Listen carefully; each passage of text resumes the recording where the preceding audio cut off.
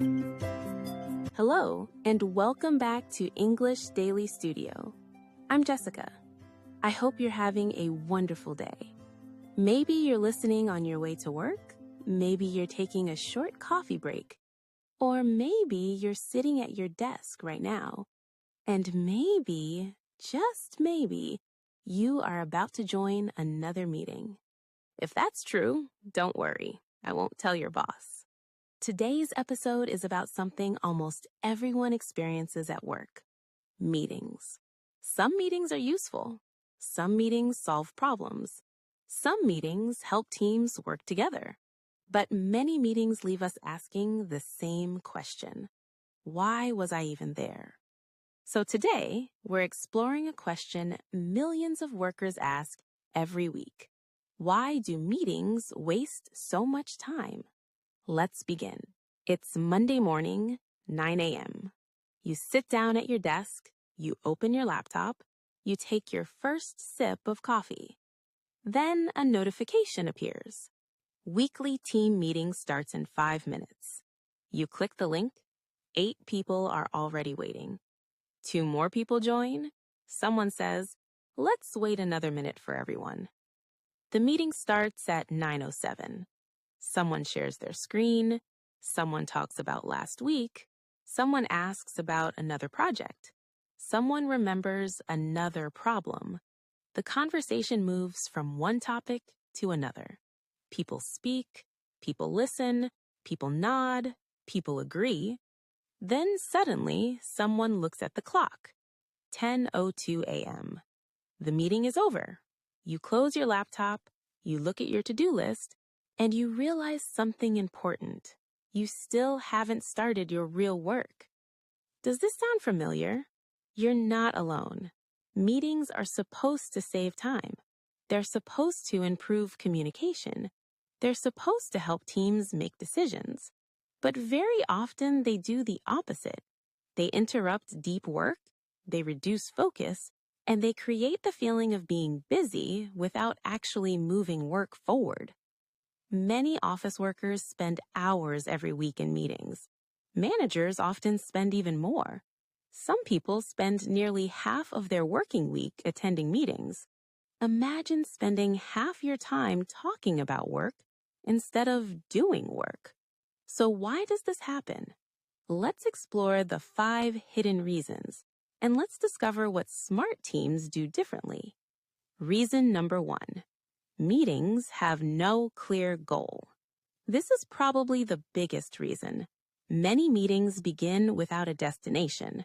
The invitation says weekly meeting, or project discussion, or quick catch-up. But nobody knows exactly what success looks like. Are we solving a problem, making a decision, sharing updates, planning the next step? Nobody is quite sure. A meeting without a goal is like getting into a taxi and saying, "Just drive somewhere."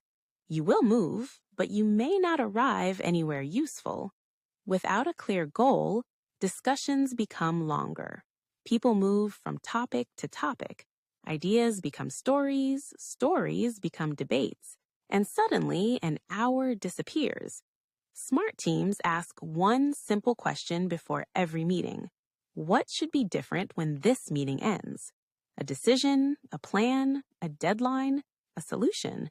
If everyone knows the answer, meetings become shorter and more effective. Reason number 2. Too many people attend. Have you ever joined a meeting and thought, "Why am I here?" Most people have. Many meetings include people who don't need to be there. Sometimes there are 12 people.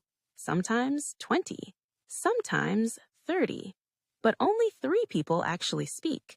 The others listen quietly, or answer emails, or read messages, or think about the work waiting for them after the meeting. There's a famous business rule called the 2-pizza rule. The idea is simple.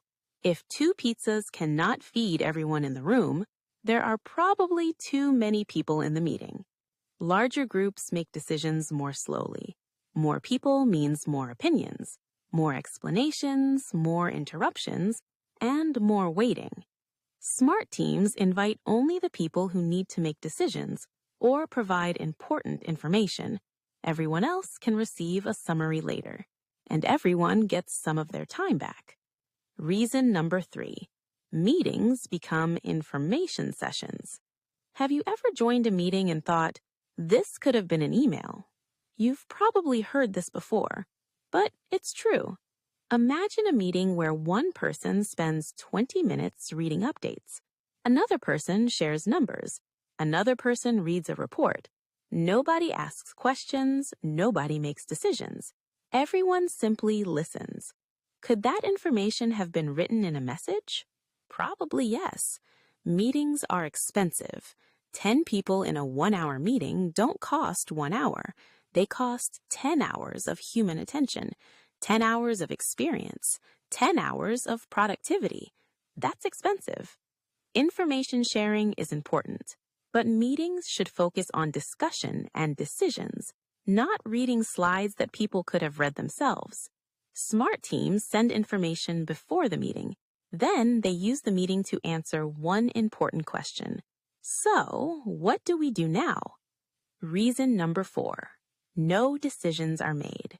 This may be the most frustrating reason of all. The meeting ends, everyone smiles, someone says, that was a great discussion, but nothing changes. No decision was made, no direction was chosen, no action was agreed on. So another meeting is scheduled, then another, and another. Sometimes companies have meetings about future meetings. It sounds funny, but it happens more often than we think. Many people avoid decisions because they fear making mistakes. Others want more information. Some people want everyone to agree before moving forward. But perfect information doesn't exist, and complete agreement is rare. Good teams understand something important. An imperfect decision today is often better than a perfect decision next month, because progress needs movement, and movement requires decisions. Reason number 5. Nobody owns the next step. Imagine this situation. The meeting ends, everyone leaves, and everyone has a different idea about what happens next. Marketing thinks engineering will do the work. Engineering thinks management will decide later. Management thinks marketing has already started. And because everyone thinks someone else owns the task, nothing happens. Projects stop moving, deadlines arrive, people become frustrated, not because people are lazy, but because ownership was never clear. The best teams end every meeting with 4 questions. What needs to happen? Who will do it? When will it happen? And how will we know it is finished? Simple questions, but powerful ones, because work moves forward when responsibility is clear. Let me share a story with you. A few years ago, I worked with a team that loved meetings. Every Tuesday morning, we had one. 12 people attended. The meeting lasted 90 minutes. Every week. People shared updates. People discussed ideas. People talked about future plans. Everyone looked busy. Everyone looked productive. But one day, our manager asked a simple question. What has this meeting actually achieved in the last 3 months? The room became very quiet. Nobody had a good answer. The following week, he tried something different. Before every meeting, he asked 3 questions. What decision do we need today? Who really needs to attend? What should happen after the meeting? Everything changed. 90-minute meetings became 40-minute meetings. Some meetings became emails. Some meetings disappeared completely.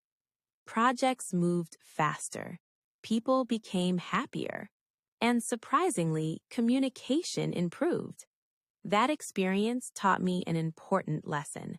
Meetings don't create progress. Actions create progress. Meetings are only tools, and tools only work when we use them correctly. Now it's time for today's challenge.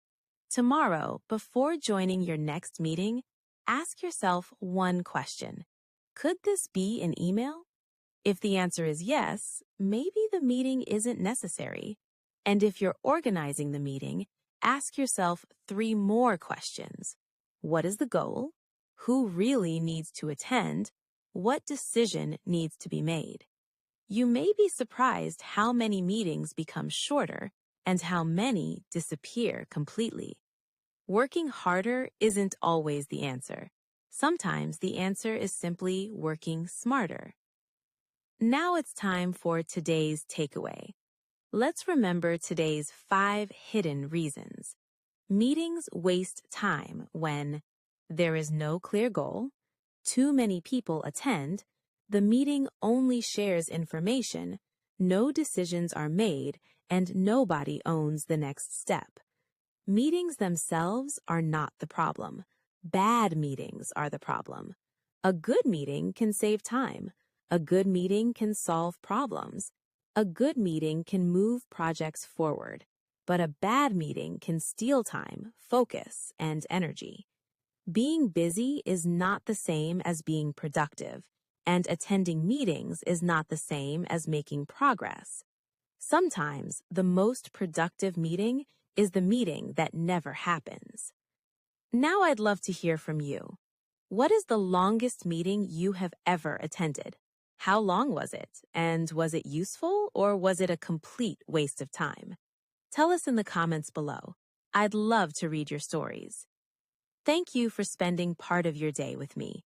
If you enjoyed today's episode, please like, subscribe, and share this podcast with a friend or colleague. This is Jessica from English Daily Studio. Improve your English one interesting story at a time. And remember, work smarter, not just harder. See you next time.